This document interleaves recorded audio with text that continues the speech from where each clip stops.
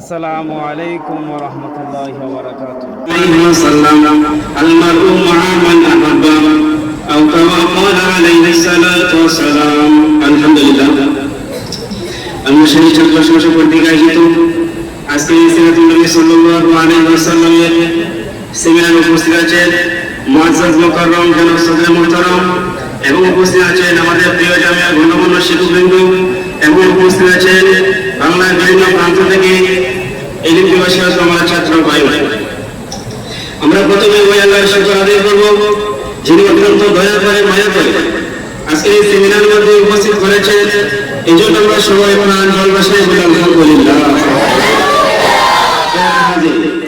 আমি আপনাদের সামনে মহাগ্রন্থ আল কোরআন থেকে এখানে আয়াত পাঠ করেছি এবং রাসূলুল্লাহ সাল্লাল্লাহু আলাইহি ওয়াসাল্লামের লক্ষ কোটি হাদিস সময়ের মধ্যে থেকে একটি হাদিস পাঠ করেছি। মহান রব যদি তৌফিক দান করে, মহান রব যদি কবুল করেন, তাহলে এই আয়াত এবং হাদিসের সামনে রেখে অল্প কিছু কথা বলবো। আমার তৌফিক ইল্লা বিল্লাহ।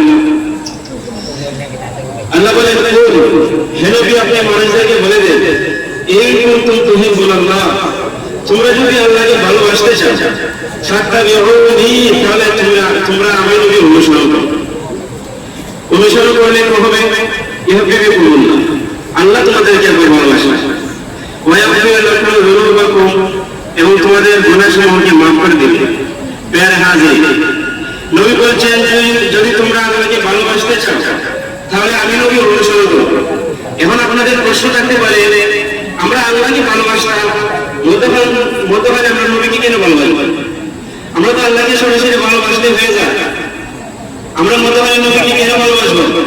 প্যার হাজির লক্ষ্য করে দেখে, আমরা যখন গ্রামের কোনো চেয়ারম্যান মেম্বারকে ভালোবাসতে চাই, মেম্বারের সাথে সম্পর্ক লাগাইতে চাই, বন্ধুত্ব করতে চাই, তাহলে সরাসরি করা যায় না, হয়তো অনেক পিয়াসের মাধ্যমে করা লাগে, অনেক পিয়াসের হাতে ধরা লাগে, পাওয়া দেওয়া লাগে, অনেক টাকা পয়সা খরচ করা লাগে, তারপর চেয়ারম্যান মেম্বারের সাথে সম্পর্ক।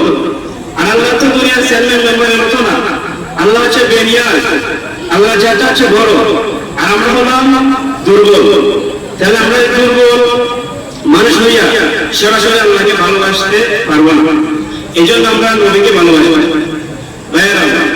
আল্লাহ পাক রব্বুল আলামিন বলেন, কোন মানুষ যখন আমাকে সরাসরি ভালোবাসতে চায়, আমার সাথে সরাসরি সম্পর্ক লাগাইতে চায়, সে সরাসরি সম্পর্ক লাগাইতে পারবে না, বরং সে গোমরাহ হবে। ভাইয়েরা আমার কিভাবে গোমরাহ হবে লক্ষ্য করে দেখি। আমরা যখন একটু পানি গরম করতে চাই, সেই পানিটা যদি আমরা সরাসরি আগুনের মধ্যে দিয়ে দিই, তাহলে সেই পানিটা গরম হবে না।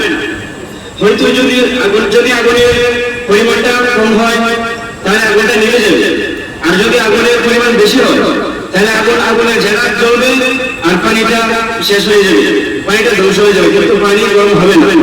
আমরা যদি একটি টেকনিক অবলম্বন করি, সেই টেকনিক হচ্ছে, যদি দুই পাত্রের মধ্যে আমরা পানিটা দিই এবং সেই পাত্রটা আমরা আগুনের মধ্যে রাখি, তাহলে আগুনের জায়গায় জ্বলবে আর পানির জায়গায় গরম হবে, বরং সুন্দর একটা পানিটা আগুনের সাথে সুন্দর একটা সম্পর্ক সৃষ্টি হয়ে যাবে। ভাইয়েরা আমার, এই জন্য আমরা আল্লাহকে ভালোবাসতে পারবো না, অর্থাৎ নবীকে ভালোবাসলে আল্লাহকে ভালোবাসা হয়ে যাবে। নবী বলেন, লা ইউমিনু আহাদুকুম হাত্তা আকুনা আহাব্বা ইলাইহি মিন ওয়ালিদিহি ওয়া ওয়ালাদিহি ওয়ান নাসি আজমাইন, অর্থাৎ কোন মানুষ ততক্ষণ পর্যন্ত মুমিন হতে পারবে না যতক্ষণ পর্যন্ত তার থেকে, তার মা বাবা থেকে, তার সন্তানাদি অর্থাৎ নবী বুঝতে চান সমস্ত মানুষ থেকে, সমস্ত বস্তু সমগ্র থেকে আমি নবীকে যদি অধিক ভালো না বাসি।